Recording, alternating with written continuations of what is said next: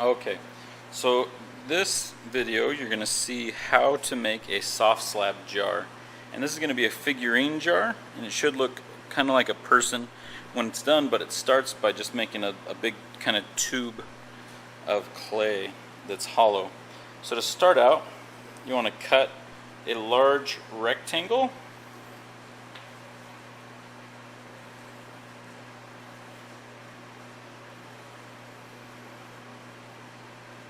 And one thing that you'll see with building with soft slabs versus the stiffer slabs and other building techniques that we use is that using this technique, you're not going to score a lot of things because the clay is so wet that you don't really need to. Okay, so right here, you're going to see, here's my first join, and to do that I put the opposing corners together and I'm just pinching them so that they blend.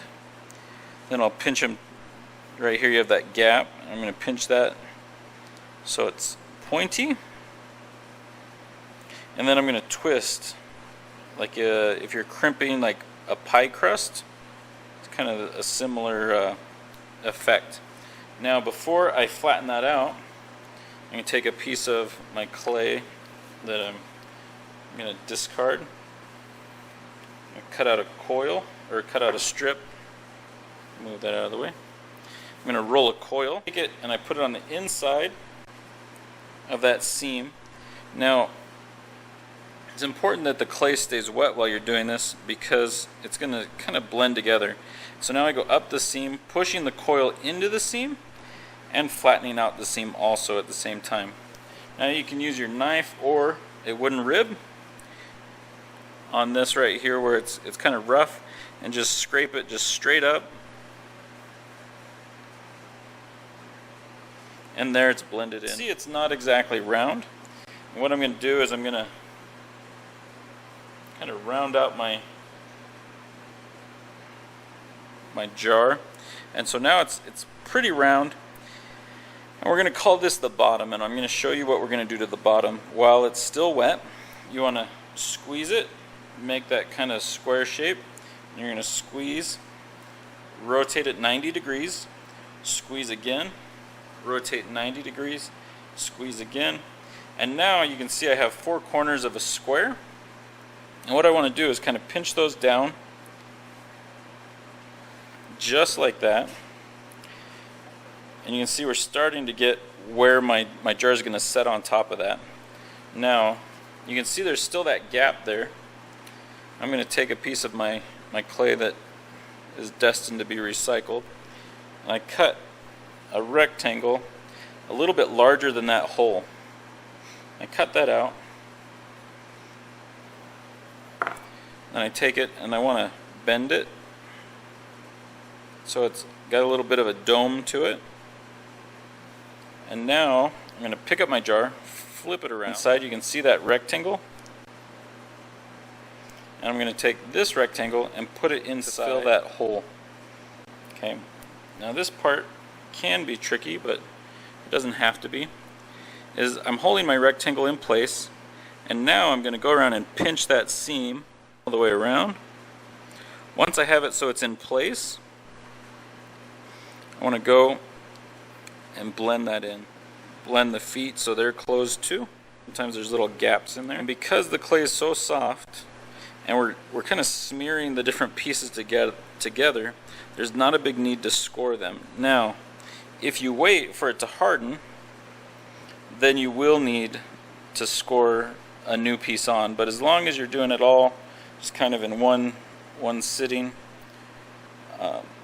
you don't need to worry about scoring it together. It should be strong enough to support itself. And you can see also in there, maybe, there's my coil, and I'm going to blend that in. I'm just kind of smearing it. And then the bottom, down, way down in there, kind of hard to see, I'm going to blend that in also. Now, I'll blend that in a little bit. Now you can see this is going to be like a little person with these can be the 2 legs, and can be any side that you want. But one thing that you should notice is the walls go pretty much straight up right now, and That may be desirable for some, but for me and for this project, you want it to kind of bulge out. And to do that, you're going to reach your hand inside, and you're just going to curl your fingers up, applying pressure on the wall. Okay? And you just start low, and then you can work your way up. So there, now you can see there's kind of a bulge right there, nice curve for that. Now this is a pretty tall jar. If the first one were only like that tall, you could add another slab. What I'm going to do is I'm going to dome it off and seal it up. Now to do that, I'm going to just take, sometimes in this case I'm going to just tear pieces off. So I tear off kind of a triangular shape, and with my hands I start doming it. Okay? I'm going to round it off by pinching it together. Okay, and I'm going to put it on just right here, and because these are soft slabs, I overlap a little bit, and then I'm just going to pinch where they join, and I'm going to call that good. And so I can take another piece, do a similar kind of doming motion, overlap,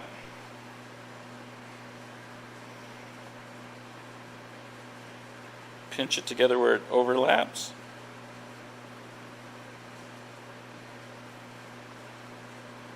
and then I want it to come together a little more, so I'll squish it in. Kind of fast when you're doing this, because you don't want the clay to get so hard that it becomes difficult to join, and that the joins aren't going to be that strong. And so you just work quickly. So for the last piece, because I can't reach in and pinch that together, what I'm going to do is just go around the edge and blend it a lot like we did with our coil pot.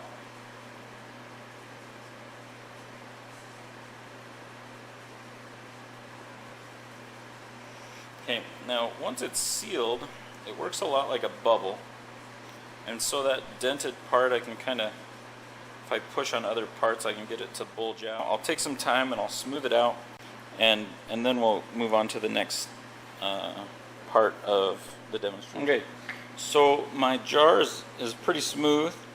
I used a paddle. If you'd like to, you can. The danger is that you might hit it too hard and break it, so just be careful if you're going to use a paddle. Next, we're going to add a face to our jar, and this is going to be a gesture jar, and so you want to think of the emotion that you want for your jar. And so for mine, I think I'm going to go with sad right now. And what I do is I like to dent where the eyes go. You don't need to. You can just attach them on the smooth surface. But to make an eye, I take a ball of clay and I roll it out, and then I cut it in half. And the reason for that is so that when I score and slip these guys on, the eyes are the same size on each side. And so that's an easy way to get two balls that are the same. It's really just two half cylinders. And I have my slip, and I would slip and score that on. And I'll do that later, not on the video, because you guys know how to do that. If I wanted eyelids, what I do is I take a slab and I throw it down, and I do it a few times until it becomes really thin. With that thin slab, you want to cut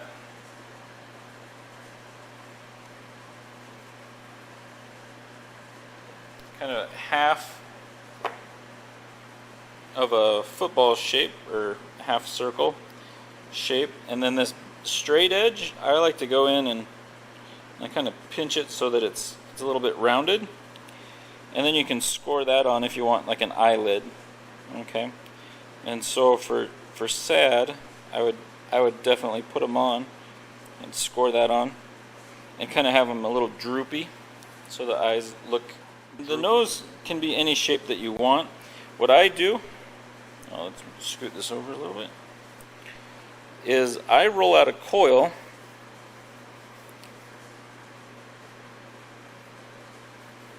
but I make it at an angle so that You can see it's skinnier at the top and fatter at the bottom, and I round that off. And before I attach it, I gently just throw it down, so now it has a flat surface here, so that I can score it on and it'll fit nicely. Along with the nose, with the main body of the nose, I also roll out a coil, or another small ball of clay. I cut that in half, and then I score that on next to the nose to make the nostrils. Now this is just one way. Now I would blend that in and blend it in along here, just so it looks a little more 3D. If I want the nose to stick out more, I can add some more clay to there. Now for the lips, and this is between the eyes and the mouth, is where you're going to get your emotion. Okay? And so I roll out a coil with it's tapered at both ends, and then in the middle I roll my finger just to create that little that divot at the top of the lips. And now, so because this guy's sad, I'm going to pinch that in. I'm going to put those on and make sure that they droop down on his face. Okay? Now, when I score this on, I blend in the top, and I don't blend in the bottom, but I score it onto his face. For the bottom lip, I roll out a coil, and I leave it really fat in the middle. Okay? So you can see it's fat and then gets skinny. And that fat part, especially if it's sad, he's going to be kind of pouty. So I want that sticking out, drooping down, and hanging out. Okay? So there is kind of an idea of what that's going to look like. Here the pieces are scored on, blended in a little bit better. And now we come to the part where you may get a little nervous. But what we need to do is we need to cut the head off, so that it's ajar and we can lift it up, and also so we can smooth out. Now add more information like arms and legs and clothes onto the outside of your guy. But to cut it off, what you want to do is angle your knife downward, like at a downward angle. You're going to cut around the head.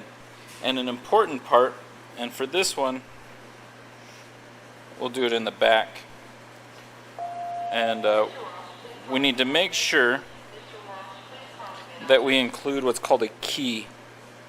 And what that is just a V-shaped cut. You can see it right there. And that's going to help align our head when we go to put it back around this way. And so now I can take this off, and you'll remember when I put the head on, I wasn't able to blend it real well on the inside and match. And now I take the time and I go and I smooth that out. So at this time, set the head up right there. I want to take a slab and cut a strip, and I want it about an inch and a half wide. And with my head, because now it's a little bit harder, I'll need to score and slip it on. I'm going to score on the inside, score on my slab. Take this. What I'm doing is I am just pushing it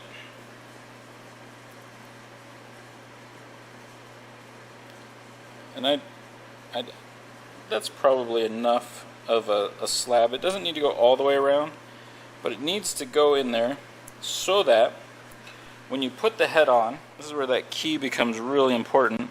So you want to put it back in place and go around and line up that seam. And now you can go back and add your arms and legs, and what that's going to do is keep the head from just falling off. So that's a real important part. Just keep working at it, keep adding things until you get the emotion that you want. If you wanted to add scars and stuff, you could. Just ask, and I'll answer any of your questions.